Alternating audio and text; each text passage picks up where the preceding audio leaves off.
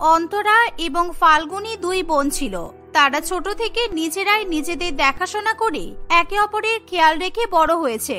তারা যা করে সবকিছু একসঙ্গেই করে। তারা দুই বোন একে অপরের পরিপূরক ছিল। অন্তরা ফাল্গুনীকে ছাড়া কোনো কাজ করতে চায় না, আর ফাল্গুনীও তার দিদিকে ছাড়া কোনো কিছু করা তো দূরের কথা, তার সঙ্গে ভাগনা করে একটা লজেন্সও খেতে চায় না। সবকিছু ঠিকঠাকই চলতে থাকে, কিন্তু হঠাৎই অর্থের অভাব মেটানোর জন্য তারা এমন কাজ করা শুরু করে যেটার কারণে তাদের জীবন একেবারে পাল্টে যায়। তোর মাথা থেকে যে এরকম একটা সাংঘাতিক বুদ্ধি আসবে সেটা আমি স্বপ্নেও ভাবিনি। এই লোকগুলোকে বোকা বানানো এতই সোজা যে আমি যদি কালকে রবার্টকে গিয়ে বলি ওর পুরো প্রপার্টি আমার নামে লিখে দিতে, ও তাও দিয়ে দেবে। এসব করিস না, আমাদের জীবন চলে যাবে।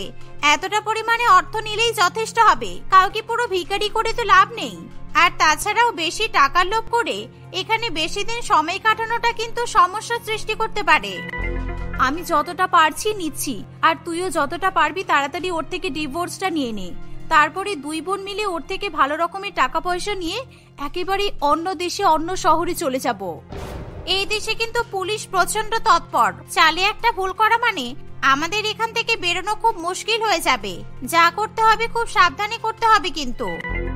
চল এবার আমাদের দুজনকে একসঙ্গে বসে গল্প করতে যদি কেউ দেখে নেয় তাহলে কিন্তু সমস্যা হবে। আসলে তারা দুই বোন দেশে বিদেশে শহরে শহরে ঘুরে লোক ঠকানোর কাজ করত। প্রথমে যে কোনো একজন বোন তাদের পছন্দ করা কোনো একজন ধনী ব্যক্তিকে নিজেদের ভালোবাসার জালে ফাঁসিয়ে তাকে বিয়ে করত। তার থেকে যতটা সম্ভব জিনিসপত্র টাকা পয়সা আদায় করার চেষ্টা করত। তারপর অন্য আরেকজন বোন সেই লোকটাকে বোকা বানিয়ে নিজের দিদি বা বোনের সতীন হয়ে সেই লোকটার সঙ্গে তার বাড়িতে থাকতে আসতো। এভাবে দুই বোন ওই ধনী ব্যক্তির থেকে যথেষ্ট পরিমাণে টাকা পয়সা নিয়ে তাকে ডিভোর্স দিয়ে অন্য শহর বা অন্য দেশে পাড়ি দিত। এই সমস্ত কাজ করতে করতে তারা এই দেশেও চলে আসে। কতদিন পরে নিজের দেশে ফিরলাম বলতো, কি যে আনন্দ হচ্ছে কি বলবো। এবার এখানে থেকে কয়েকদিন বিশ্রাম নেব, কি বলিস? তোর কি মাথাটা খারাপ হয়ে গেছে? বিশ্রাম কেন নিবি? যেই কাজটা করতে এসেছিস সেটা আগে করবি। আমরা তো এখানে নিজেদের দেশের বাড়িতে থাকতে আসিনি। এত কষ্ট করে এই লোকটার ব্যাপারে খোঁজ নিয়ে এখানে এলাম, আর এখানে এসে তুই বিশ্রাম করবি? আমি তো বিশ্রামই করব। প্রথম কাজটা তো তুই করবি। তুই আগে বিয়েটা কর, তারপর তো আমি তো সতীন হয়ে বাড়িতে যাব। সেটার জন্য আগে ওই লোকটার সঙ্গে দেখা তো করতে হবে। দেখা করার জন্য আগে বন্ধু বানাতে হবে। সোশ্যাল মিডিয়া খুলে দেখতো ওই লোকটা সোশ্যাল মিডিয়াতে আছে কিনা। একটা জায়গা থেকে আরেকটা জায়গায় যেতে না যেতেই তোর একেবারে কাজ করা শুরু হয়ে যায়। আমি এখন কিছু করতে পারবো না। এখন আমি আরাম করে 2-3 দিন শুধু বিশ্রাম করব। ততদিন না হয় তুই ওই লোকটার সঙ্গে ভালো করে গল্প করে ফ্রেন্ডশিপ করে নে। কখনো তো তুইও স্ত্রী হতে পারিস দিদি। সবসময় আমাকে দিয়ে এই কঠিন কাজটা কেন করাস বলতো? স্ত্রী হওয়া মানে প্রচুর দায়িত্ব পালন করা। ওসব আমার কাজ নয় বোন। এই নে, সোশ্যাল মিডিয়াতে লোকটাকে খুঁজে পেয়ে গেছি। আমি গিয়ে বিশ্রাম করছি, তুই এবার গল্প শুরু কর, কেমন? এই বলে অন্তরা সেখান থেকে চলে যায়। আর ফাল্গুনী সেই উল্লিখিত লোক অর্থাৎ সমরেশের সঙ্গে কথা বলতে শুরু করে। প্রথমে মেসেজে কথা বলা, তারপর ফোনে গল্প করা, আর তারপরে সমরেশ এবং ফাল্গুনী প্রথমবার একে অপরের সঙ্গে দেখা করার জন্য প্রস্তুত হয়ে পড়ে। সমরেশ একজন প্রচন্ড বিখ্যাত শিল্পপতি ব্যবসায়ী ছিল। সে প্রচুর সম্পত্তির মালিক ছিল। শহরে যে তার নামে কতগুলো শপিং মল এবং শাড়ি বানানোর কারখানা আছে তা গুনতে গেলে একটা মানুষের হাতে পায়ের আঙুলও কম পড়ে যাবে। সেদিন ফাল্গুনী খুব সুন্দরভাবে সেজে গুজে সমরেশের সঙ্গে দেখা করতে যায়। ফাল্গুনীকে দেখে সমরেশ কিছুতেই চোখ ফেরাতে পারে না। আপনি সত্যি দেখতে খুব সুন্দর। সোশ্যাল মিডিয়াতে আপনার ছবি দেখে ভেবেছিলাম হয়তো মেকআপ বা ফিল্টার হবে, তাই হয়তো আপনি কত সুন্দর দেখতে লাগে। সামনে থেকে হয়তো আপনি একেবারে অন্যরকম দেখতে হবেন, কিন্তু আপনাকে সামনে থেকে দেখে আমার ভুল ভেঙে গেছে। আমিও সামনে থেকে আপনাকে দেখে একেবারে চিনতে পারিনি। সোশ্যাল মিডিয়ায় আপনার যেরকম ছবি তার থেকে আপনি একটু অন্যরকমই দেখতে। আমি অন্যরকম দেখতে নয়, সোশ্যাল মিডিয়াতে ওগুলো আমারই ছবি। শুধু তফাৎ একটাই, ওই ছবিগুলোতে আমার দাড়ি আছে, কিন্তু কয়েকদিন আগে আমি সেসব কেটে ফেলেছি। এভাবে তারা একে অপরের সঙ্গে গল্প করতে থাকে। দেখতে দেখতে তাদের এই দেখা করাটা একেবারে অভ্যাসে গিয়ে দাঁড়ায়। ধীরে ধীরে সমরেশ ফাল্গুনীকে খুবই পছন্দ করতে শুরু করে এবং তার কাছে বিয়ের প্রস্তাব দেয়। ফাল্গুনী বিয়েতে রাজি হয়ে গেলে কয়েকদিনের মধ্যে সমরেশ এবং ফাল্গুনির বিয়ে হয়ে যায়। বিয়ের পরেই শুরু হয় আসল সমস্যা। ফাল্গুনি একেবারে পাল্টে যায়। সে আর আগের মতো ভালোভাবে সমরেশের সঙ্গে কথা বলে না। সমরেশকে নিজের স্বামী ভাবা তো দূরের কথা, সে নিজের বন্ধুও মনে করে না। তুমি এরকম ভাবে পাল্টে যাবে আমি স্বপ্নেও ভাবিনি। আমাদের বিয়ে করে এখন 1 মাসও হয়নি, আর এখনই তুমি আমার সাথে এরকম ব্যবহার করছো। তোমার কাছে আমি কতবার একটা হীরের হার আর একটা বড় গাড়ি চাইলাম বলো তো? তুমি সেগুলো কি আমাকে দিয়েছো? তুমি তোমার স্ত্রীর কথা শুনবে না, আর তোমার স্ত্রী তোমার সব কথা শুনে চলবে? এটা হয় কখনো? এখন আমাদের ব্যবসায় একটু টানাটানি চলছে, এখন একসাথে এতগুলো টাকা বের করা আমার পক্ষে খুব সমস্যা হবে, তাই আর কি। তাহলে যাও, তুমি অফিসে গিয়ে দিন কাটাও। আমার সঙ্গে আর কথা বলতে আসতে হবে না। ধনী লোকের এরকম কিপটে হয় জানলে আমি কোনো গরিব ভিখারিকেই বিয়ে করতাম। আমি তো তোমাকে ওই জিনিসগুলো কিনে দেবো বলেছি, শুধু একটু অপেক্ষা করতে বলছি। এই যা, তুমি আমার সাথে এমন ব্যবহার করো না ফাল্গুনি। আমি তোমাকে বড্ড ভালোবাসি, তোমার থেকে এরকম ব্যবহার আমি নিতে পারছি না। শুকনো কথায় চিড়ে ভেজে না, বুঝলে? আমি তোমার সংসারের জন্য এত কিছু করব, আর তার বদলে আমি কিছু পাবো না, এরকম কি বেশি দিন চলতে পারে? এভাবেই ফাল্গুনি সমরেশকে প্রচন্ড ভাবে বিরক্ত করতে থাকে। একটা জিনিস পাওয়ার পরেই সে আর একটা জিনিসের আবদার করে বসে। যদিও এগুলো ফাল্গুনির অভিনয় ছিল, কিন্তু তাও কখনো কখনো সমরেশকে কষ্ট দিতে ফাল্গুনির নিজেরও যেন কষ্ট হয়। সমরেশ এতই ভালো এবং এতটাই যত্নশীল ছিল যে ফাল্গুনি নিজেই কখন যে সমরেশকে সত্যি সত্যি ভালোবেসে ফেলে সে নিজেও বুঝতে পারে না। তাদের বিয়ের বেশ 1 মাস মতো হয়ে গেলে ফাল্গুনি না চেয়েও সমরেশের সঙ্গে খারাপ ব্যবহার করতে থাকে। সমরেশ বুঝে উঠতে পারে না তার সঙ্গে ভুলটা কোথায় হচ্ছে। একদিন সমরেশ একটা কফি শপে বসে কফি খাচ্ছে আর নানান রকমের কথা ভাবছে। এমন সময় অন্তরা সেখানে চলে আসে। আমি অনেকক্ষণ থেকে আপনাকে লক্ষ্য করছি, আপনার কি কিছু হয়েছে? না না, আমার সেরকম কিছুই হয়নি, পারিবারিক ব্যাপার আর কি। আমার আবার একটা বড় দোষ আছে, আমি কখনো আমার নিজের চোখের সামনে কাউকে দুঃখ পেতে দেখতে পারি না, তাই এখানে চলে এলাম। আপনি চাইলে আমাকে বলতে পারেন, আমি আপনার কথা শুনতে রাজি আছি। এখানেই বলবেন নাকি আইসক্রিম খেতে খেতে রাস্তায় ঘুরতে ঘুরতে বলবেন? অন্তরার কথাবার্তা সমরেশের খুবই পছন্দ হয়। অন্তরা যেন ফাল্গুনির একেবারে উল্টো মেরুতে থাকে। তার মধ্যে টাকা পয়সারও কোনো লোভ নেই, কোনো রকমের অহংকারও নেই। সেদিন সারা রাস্তায় যেখানে যেখানে ঘুরেছে আর যা যা তারা খেয়েছে সবকিছুর জন্য অন্তরা নিজে থেকেই টাকা দিয়েছে। এর থেকেই বোঝা যায় অন্তরা আর্থিক দিক থেকেও যথেষ্ট স্বাধীন। ফাল্গুনি সমরেশকে যতটা অপমান করে আর তাকে দূরে ঠেলে দেওয়ার চেষ্টা করে, অন্তরা ঠিক তার উল্টোটাই করে। নিজের বাড়িতে যেই সমস্ত জিনিস সমরেশ পায় না, সেই সমস্ত মান সম্মান, যত্ন, ভালোবাসা সেই অন্তরার কাছ থেকে পেয়ে তাকে পছন্দ করতে শুরু করে। কিছুদিনের মধ্যেই ফাল্গুনিকে কিছু না জানিয়ে সমরেশ অন্তরাকে বিয়ে করে বাড়িতে নিয়ে চলে আসে। বিয়েটা কেন করতে গেলি দিদি? শুধু গার্লফ্রেন্ড থাকলে তুই তো যখন তখন ওকে ছেড়ে চলে যেতে পারতিস, কোনো তো অসুবিধা হতো না। কিন্তু এখন তো আমার মতো তোকে ওকে ডিভোর্স দিতে হবে। ঘটনাটা কতটা চাপের হবে বুঝতে পারছিস? ও তো বিয়ে ছাড়া কিছু বুঝতেই চাইছিল না। ওর সাথে থাকতে গেলে আমাকে নাকি ওকে বিয়ে করতেই হবে, এটাই ওর দাবি ছিল। আমি কি করব বল? দেখিস আবার এমন যেন না হয় আমি ওকে ডিভোর্স দিয়ে অ্যালিমনি মানে ডিভোর্সের পরে সমস্ত পাওয়া সম্পত্তি নিয়ে এখান থেকে চলে গেলাম আর তুই আটকা পড়ে গেলি। ভয় দেখাস না তো, সবকিছু ঠিক হয়ে যাবে। আর যদি ঠিক না হয় তাহলে এই কদিনে আমরা ওর থেকে যা যা নিয়েছি সেগুলো নিয়ে এখান থেকে পালিয়ে যাব। ঠিক আছে, এখন যা। আমাদের দুজনকে একসঙ্গে কথা বলতে দেখে নিলে কিন্তু সমস্যা হবে। ফাল্গুনির কথা শুনে অন্তরা সেখান থেকে চলে যায়। দেখতে দেখতে আরো বেশ কয়েকটা দিন কাটে। সমরেশ অন্তরাকে এত ভালোবাসা, এত উপহার এবং এত আদর যত্ন দিয়ে ভরিয়ে রাখে যে সেসব দেখে ফাল্গুনির প্রচন্ড পরিমাণে রাগ হতে থাকে। সমরেশ প্রত্যেকদিন অন্তরাকে নিয়ে ঘুরতে যায়, তাকে নতুন নতুন জিনিসও কিনে দেয়। প্রত্যেকদিন তার জন্য ফুলের তোড়া নিয়ে আসে, আরো কত কিছু করে। কিছুদিনের মধ্যে ফাল্গুনির মতো অন্তরাও সত্যি সত্যি সমরেশকে পছন্দ করে ফেলে। তুমি সত্যি যদি আমার জীবনে না আসতে তাহলে আমি এত সুখ কোনোদিনও অনুভবই করতে পারতাম না। তুমি আমার কাছে উপরওয়ালার সবচেয়ে দামি আর পছন্দের উপহার। আমি তোমার সাথে আমার বাকি জীবনটা কাটাতে চাই, সেই কারণে আমি ফাল্গুনিকে ডিভোর্স দেবো ঠিক করেছি। যত তাড়াতাড়ি সম্ভব আমাকে এই কাজটা করে ফেলতে হবে। আমি আর তুমি আমাদের আমেরিকার বাড়িতে চলে যাব, সারা জীবন ওখানেই থাকবো। তোমার আমেরিকাতেও বাড়ি আছে? আমি তো জানতাম না। সেখানে কি কেউ থাকে নাকি ওটাও তোমার এই দেশের বাকি বাড়িগুলোর মতোই এমনিই পড়ে থাকে? ওখানে আমার এক বিদেশি বন্ধু থাকে মাত্র, ভেবেছিলাম ফাল্গুনিকে ওখানে নিয়ে যাব, কিন্তু ওটা যোগ্য নয়।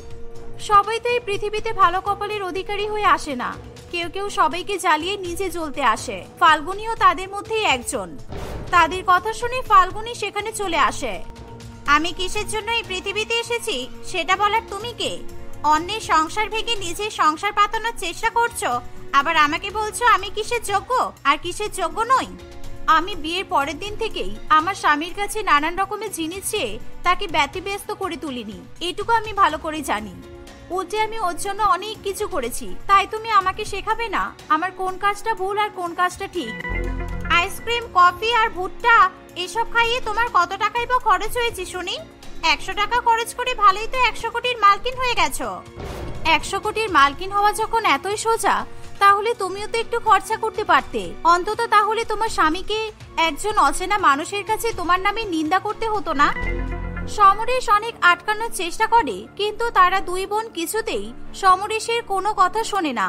সমরেশ বাধ্য হয়ে ঘর থেকে বেরিয়ে যায়, কিন্তু সমরেশ বেরিয়ে যাবার পরেও তাদের দুই বোনের মধ্যে একইভাবে ঝগড়া চলতে থাকে। তুই চলে যা দিদি, আমি সমরেশের প্রথম স্ত্রী, আমি ওর সাথে থাকবো। আমি সমরেশকে ভালোবাসি, আমি ওকে ছেড়ে কোথাও যাব না। আমিও সমরেশকে ভালোবাসি, আমি ওকে যতটা ভালোবাসি ততটা তুই ওকে কোনোদিনও ভালোবাসতে পারবি না। তাই তুই ওকে ডিভোর্স দিয়ে চলে যা। অ্যালিমনিতে তোর যত টাকা লাগে আমি দিয়ে দেব। সমরেশকে তুই ছেড়ে দে। তুই সমরেশের জীবনে আসার আগে থেকে আমি ওকে ভালোবাসি, এখন আমি কিছুতেই ওকে ছেড়ে যেতে পারবো না। তুই চলে যা, তোর যত টাকা লাগে আমি তোকে দেব। আমি মা হতে চলেছি ফাল্গুনি, আর আমি চাই আমার সন্তান এই পৃথিবীতে ভূমিষ্ঠ হয়ে তার বাবার সান্নিধ্যেই থাকুক, তাই আমি কিছুতেই এখান থেকে যাব না। অন্তরা গর্ভবতী শুনে ফাল্গুনি একেবারে আকাশ থেকে পড়ে। এসব তাদের প্ল্যানে কিছুই ছিল না। এই সমস্ত নানা কারণে তারা দুই বোন নিজেদের মধ্যে একইভাবে ঝগড়া করতে থাকে। হঠাৎই সমরেশ আবার সেখানে ফিরে আসে এবং তার সঙ্গে আরেকজন আসে, যাকে দেখে অন্তরা আর ফাল্গুনি দুজনেই খুবই চিন্তায় পড়ে। চিনতে পারছো তো, এটা তোমাদের প্রাক্তন স্বামী রবার্ট। ওই আমার সেই বন্ধু যে আমেরিকার বাড়িতে থাকে, আর ওই এই বাড়িটা দেখভাল করে। ওকে আমার বিয়ের ছবি দেখাতেই ও আমাকে তোমাদের ব্যাপারে সব বলে দিয়েছিল। তোমরা কি আমার সাথে কেমন ব্যবহার করবে সেটা তোমাদের আগে আমাকে রবার্ট বুঝিয়ে দিয়েছিল। আমি শুধু সঠিক সময়ের অপেক্ষা করছিলাম। এখন তোমার হঠাৎ মনে হলো কেন এটা সঠিক সময়? কারণ এখন আমি বুঝতে পেরে গেছি তোমরা দুজনেই আমাকে ভালোবাসো, আর তোমরা দুজনেই আমার সাথে থাকতে চাও, আর সেগুলো তোমরা নিজেদের মুখে স্বীকার করেছো। আমি ঘরের বাইরে দাঁড়িয়ে তোমাদের সব কথোপকথন রেকর্ড করেছি। একটু পরেই পুলিশ চলে আসবে, তাই এখনই সবকিছু বলে দেওয়াটা আমার সঠিক সময় বলে মনে হলো। তুমি শুনলে আমি গর্ভবতী, তাও তুমি পুলিশ ডাকলে? আমি সত্যিই তোমাকে ভালোবাসি সমরেশ, আমি একটুও মিথ্যা কথা বলছি না। প্লিজ আমার সাথে এরকম করো না। সমরেশ তাদের দুই বোনের কোনো কথাই শোনে না। কিছুক্ষণের মধ্যে পুলিশ এসে তাদের দুই বোনকে ধরে নিয়ে চলে যায়। এতদিন লোককে ঠকিয়ে তারা সুখেই ছিল, কিন্তু একবার কাউকে ভালোবাসতেই তাদের জীবনে অন্ধকার নেমে আসে। এই দুঃখ থেকে তারা হয়তো আর সারা জীবনে কখনো মুক্তি পাবে না। তুমি পার্লারে যাওয়ার নাম করে এসব করে বেড়াও, এই তোমার কাজ? এই জন্যই তোমার বাড়ি ফিরতে প্রত্যেকদিন এত লেট হয়, তাই তো? আমাদের ঠিক সন্দেহই হয়েছিল, সেই জন্যই তো আমি তোমাকে ফলো করেছিলাম। তুমি যেটা ভাবছো সেটা একদম ভুল কাজল। আমি এমন কিছু করছি না যার জন্য আমাকে বা তোমাদের কাউকে লজ্জা পেতে হবে। আমি পার্লারের কাজই করছি। পার্লারের কাজ মানে অচেনা অজানা লোকেদের স্কুটিতে বসিয়ে নিয়ে ঘুরে বেড়ানো, তাই তো? তুমি কি আমাকে বোকা ভাবো? এখন আমার পার্লার স্কুটিতেই। আমি এই স্কুটি নিয়ে ঘুরে ঘুরেই যার যেখানে যখন দরকার পড়ে সেখানে গিয়ে তাদের ফেসিয়াল, মেকআপ সমস্ত কিছু করে দিই। আর আমি সেই কারণেই অর্ণববাবুদের বাড়িতেও এসেছিলাম। কিন্তু তারপর যেটা হলো, তুমি ছেলেদেরও ফেসিয়াল মেকআপ করাও? ছি ছি ছি ছি, দাদা জানতে পারলে তো হার্ট ফেল করবে। এই তোমার স্কুটি পার্লারের নমুনা? তুমি স্কুটি নিয়ে লোকেদের বাড়িতে ঘোরো, শুধু মহিলা নয় পুরুষদের বাড়িতেও। অঙ্কিতা অনেক বোঝানোর চেষ্টা করলেও তার ননদ কাজল কোনো কথাই শোনে না।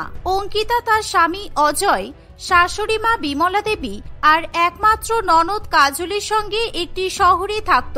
অঙ্কিতা যেমনই বুদ্ধিমতী ছিল ঠিক তেমনই সুন্দরী ছিল। সে দারুণ স্কুটি চালাতে পারত। তার শ্বশুরবাড়ির লোকজনের যখনই কোথাও যাওয়ার দরকার পড়ত অঙ্কিতা তাকে সেখানে নিয়ে যেত। স্কুটিতে করে ঘুরে ঘুরে অঙ্কিতা রোজ বাজারও করত। বিমলা দেবীর বৌমার এত গুণ নিয়ে পাড়া প্রতিবেশী প্রত্যেকদিন বিমলা দেবীর কাছে অঙ্কিতার প্রশংসা করত। কিন্তু বিমলা দেবী একদম এসব পছন্দ করতো না। আপনার বৌমার মতো মেয়ে এই পারে তার একটাও নেই। ছেলেরা যা পারে না ও তাই পারে। অজয়ের জন্য খুঁজে খুঁজে একদম যোগ্য একটা বউ নিয়ে এসেছেন, কিন্তু আপনাদের দেখে যে কত লোক হিংসা করে তা বোধহয় আপনাদের জানা নেই। কেন হিংসা করে? সব বাড়ির বৌমারাই তো এত এত কাজ করে। কেউ রিক্সায় করে বাজার করতে যায়, আবার কেউ পায়ে হেঁটে যায়।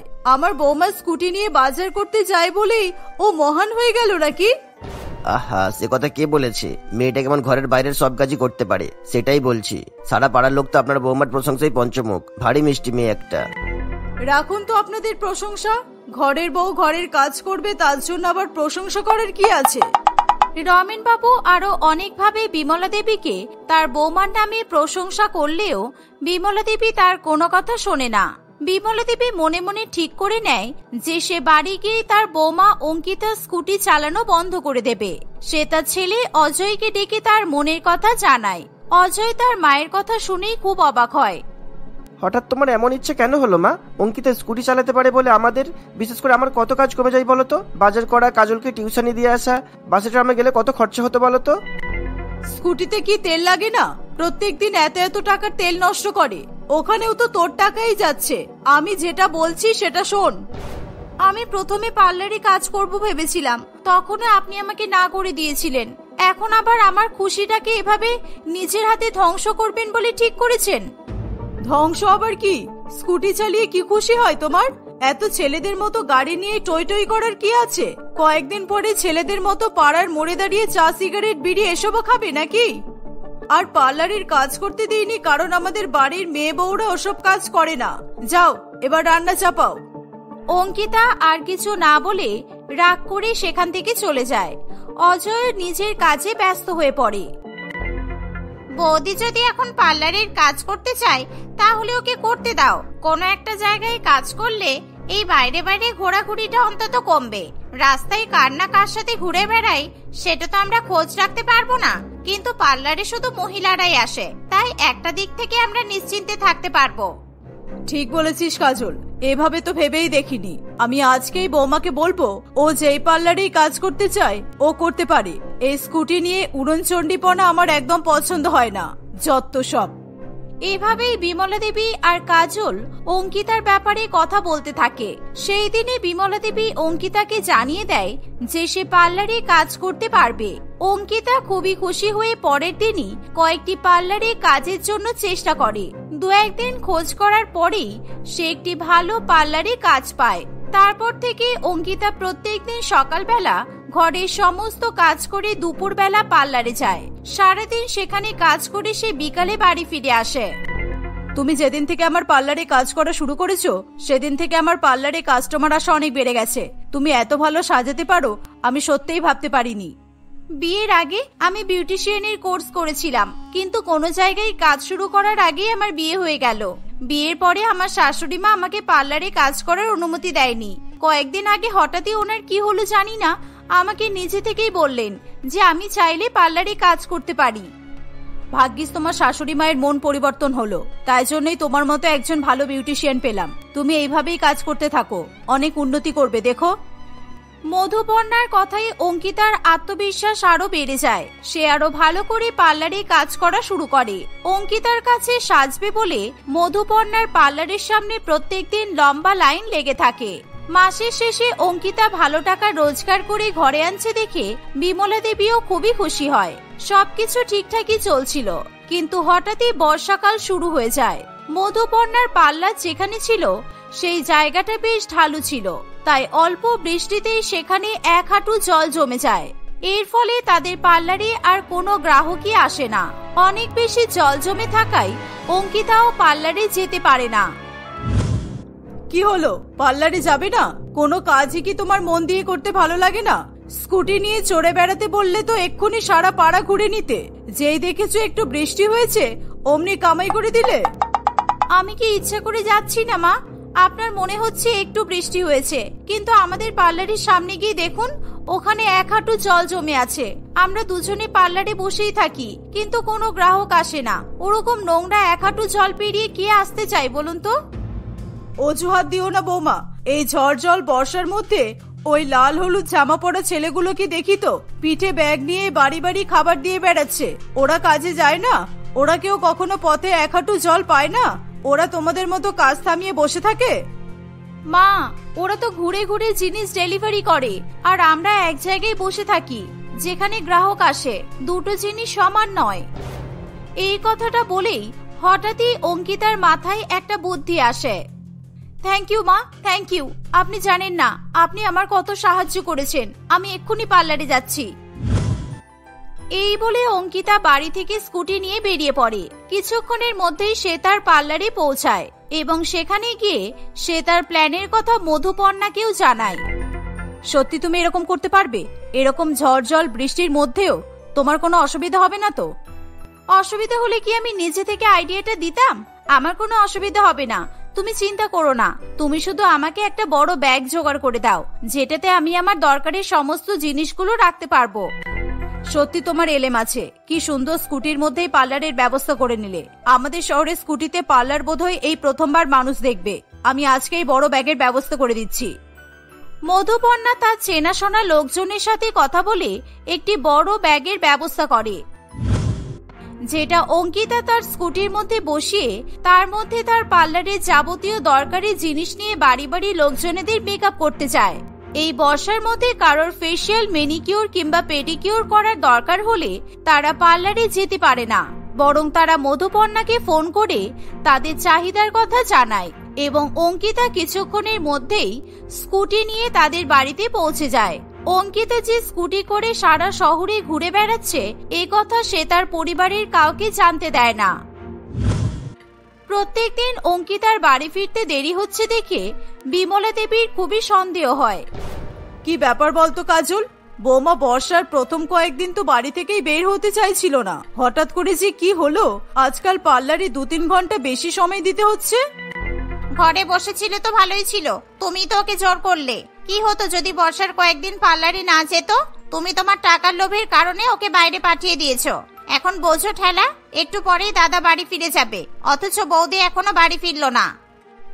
না না, ব্যাপারটা কিন্তু সুবিধার লাগছে না। ও আজকে ফিরুক, ওকে কিছু একটা বলতে হবে, কিন্তু কাল থেকে ওর উপর নজর রাখতে হবে, বুঝলি? বাইরে গিয়ে যদি অন্য কারোর সাথে সম্পর্ক করে, তারপর যদি আমার ছেলেটাকে ছেড়ে চলে যায়, আমার ছেলেটা তো এই ধাক্কাটা সামলাতে পারবে না।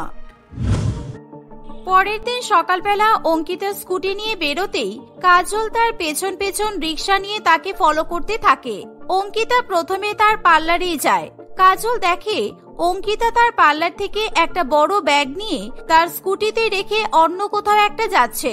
কাজলও তাকে ফলো করতে থাকে। কিছুক্ষণ পরে কাজল লক্ষ্য করে অঙ্কিতা তার স্কুটিটা নিয়ে একটা বাড়ির ভেতরে ঢুকে পড়ে। কাজল বাইরে বেশ অনেকক্ষণ ধরে অপেক্ষা করতে থাকে। বেশ কিছুক্ষণ পরে অঙ্কিতার সঙ্গে আরো একজন ভদ্রলোক বাইরে বেরিয়ে অঙ্কিতার স্কুটিতে তার পেছনে বসতে যাবে, এমন সময় কাজল তাদেরকে এসে ধরে। কাজল অঙ্কিতাকে নানান রকমের আজে বাজে কথা বলা শুরু করে। তুমি যখন আমাকে ভুল ভেবেই নিয়েছো তখন তাই ভাবো, কিন্তু আমাকে এক্ষুনি অর্ণববাবুকে নিয়ে যেতে হবে। দরকার হলে তুমি এখানে অপেক্ষা করো, আর না হলে বাড়ি চলে যাও। আমাকে আর আটকেও না তুমি। ছি বৌদি ছি, তোমার বন্ধুকে নিয়ে ঘুরতে যাওয়াটা এত দরকারি যে তুমি আমাকে এভাবে অপমান করছো? আমি এক্ষুনি বাড়িতে গিয়ে সবাইকে সবকিছু বলে দেব।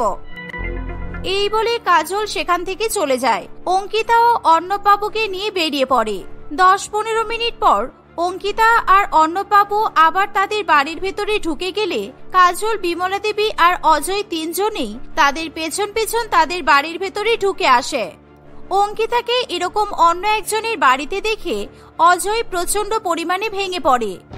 তুমি যা চেয়েছো, যখন চেয়েছো আমি সবকিছু দিতে রাজি হয়ে গেছি, তাও তুমি আমাকে এইভাবে ঠকালে? আমি তোমার কি ক্ষতি করেছিলাম অঙ্কিতা? তোমার টাকা পয়সার এত লোভ যে একজন বড়লোক বাড়ির ছেলেকে পেয়ে আমাকে ভুলে গেলে?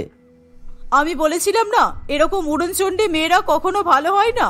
তাই তো ভাবি এই কয়েকদিন এত দেরি করে কেন বাড়ি ফিরতো। নিশ্চয়ই এই লোকটার সঙ্গে ঘুরে ঘুরে সময় কাটাতো। আমার এই স্কুটিটাই পছন্দ না, ওইটাই হলো যত নষ্টের গোড়া। আমি অনেকক্ষণ ধরে আপনাদের কথা শুনছি, আমি কিচ্ছু বলিনি, শুধুমাত্র আপনাদের পারিবারিক ব্যাপারে নাক গলাবো না বলে। প্রথমে ওই ভদ্রমহিলা অঙ্কিতাকে নানান রকমের খারাপ খারাপ কথা বললো, এখন আপনারাও বলছেন। আপনারা পুরোটা শুনে তো নিন। কি শুনবো আর কি শোনার বাকি রেখেছেন আপনারা? আমার নিজের স্ত্রীকে এইভাবে অন্য লোকের বাড়িতে এসে ধরতে হবে, এটা তো আমি স্বপ্নেও ভাবিনি। পার্লারে কাজ করতে করতে পার্লার থেকে 10-15 মিনিট দূরে অন্য লোকের বাড়িতে এসে আমার স্ত্রী কি করছে আমি জানতে চাইবো না? আমি বলছি অজয়, এই বর্ষার মধ্যে সবাই পার্লারে আসতে পারছিল না দেখে আমি স্কুটিতে পার্লার চালানো শুরু করি, আর যার যেরকম চাহিদা সে সেটা ফোন করে আমাদের পার্লারে জানালে আমি স্কুটি করে পার্লারের সমস্ত জিনিসপত্র নিয়ে তাদের কাছে হাজির হই। সেটা করতেই আমি আজকে অর্ণববাবুদের বাড়িতে এসেছিলাম। ওনার স্ত্রী আমার অনেক পুরানো ক্লায়েন্ট, উনি আমাকে ছাড়া আর কারোর কাছেই ফেসিয়াল করেন না। তাহলে এই বৃষ্টির মধ্যে পার্লারের জিনিসপত্র এখানে রেখে এই লোকটাকে স্কুটিতে নিয়ে ঘুরছিলে কেন তুমি? অর্ণববাবুর বউ ক্যান্সারের পেশেন্ট, কয়েকদিন পরেই ওনার অপারেশন, তাই হাসপাতালে যাওয়ার আগে ওনার মনে হয়েছিল উনি ভালো করে ম্যানিকিউর পেডিকিউর করবেন, তাই সেই জন্যই এখানে এসেছিলাম। কিন্তু ওনার বাড়িতে আসতেই মীনাক্ষী দেবী অর্থাৎ অর্ণববাবুর স্ত্রী হঠাৎ করে মাথা ঘুরে পড়ে যায়। এই বর্ষার মধ্যে কোনো অ্যাম্বুলেন্স না পেয়ে আমি আর অর্ণববাবু মীনাক্ষী দেবীকে ওনার শাশুড়ি মায়ের কাছে রেখে দুজনে মিলে ডাক্তার ডাকতে গিয়েছিলাম। ডাক্তার নার্স সবাই এক্ষুনি চলে আসবে, তোমরা দাঁড়িয়ে দেখতে পারো। কাউকে অবিশ্বাস করতে একটুও সময় লাগে না, কিন্তু বিশ্বাস করতে হলে অনেক রকমের প্রমাণ দিতে হয়, তাই না? অঙ্কিতার কথা শুনে তার শ্বশুর বাড়ির লোকজন লজ্জায় পড়ে। তারা সেখানেই কিছুক্ষণ দাঁড়িয়ে থাকে।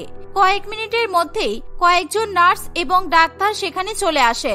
মীনাক্ষী দেবীর চিকিৎসা শুরু হলে অঙ্কিতা এবং তার শ্বশুরবাড়ির লোক সবাই সেখান থেকে চলে আসে। অঙ্কিতার স্কুটি পার্লারের জন্যই সঠিক সময়ে মীনাক্ষী দেবীর চিকিৎসা শুরু হয়। এরকম আরো নানা রকমের কথা ভেবে তার বাড়ির সবাই ভবিষ্যতেও অঙ্কিতাকে 2টি পার্লার চালানোর অনুমতি দেয় এবং অঙ্কিতার সঙ্গে দুর্ব্যবহারের জন্য তারা সকলে অঙ্কিতার কাছে ক্ষমা চায়।